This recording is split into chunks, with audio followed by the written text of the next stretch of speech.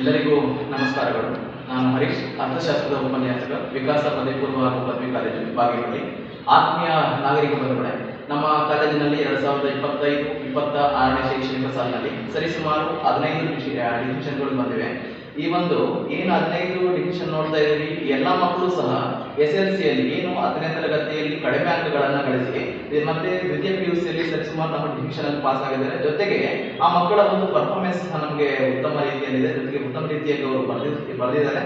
ಈ ಎಲ್ಲ ಒಂದು ಹೇಳಿಕೆಗೂ ಸಹ ಕಾರಣರಾಗಿರುವಂಥ ನಮ್ಮ ಪ್ರಾಂಶುಪಾಲರು ನಿರಂತರವಾಗಿ ಮಕ್ಕಳಿಗೆ ಒಂದು ಯಶಸ್ವಿತವಾಗಿ ಅವರಿಗೆ ಪ್ರೋತ್ಸಾಹದಾಯಕವಾಗಿರ್ತಾರೆ. ಜೊತೆಗೆ ನಮ್ಮ ಒಂದು ಕಾಲೇಜಿನಲ್ಲಿ ನನ್ನ ಹೆಸರು ಜಯಂತಿ. ನಾನು ದ್ವಿತೀಯ PUCಯನ್ನು ವಿಕಾಸ PU ಮತ್ತು ಪದವಿ ಪೂರ್ವ ಕಾಲೇಜಿನಲ್ಲಿ 2023-24ನೇ ಸಾಲಿನಲ್ಲಿ ದಾಖಲಾಗಿದ್ದೀನಿ.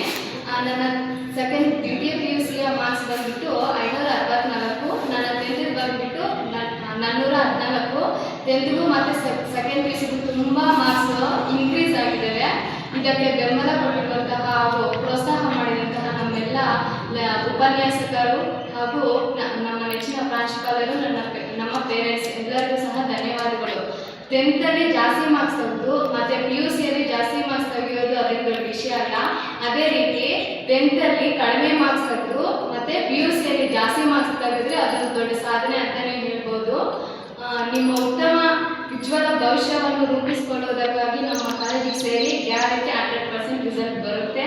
ನೀವು ಗ್ಯಾರಂಟಿ ಡಿಸ್ಟಿಂಕ್ಷನ್ ಬರ್ತೀರಾ. ಧನ್ಯವಾದಗಳು.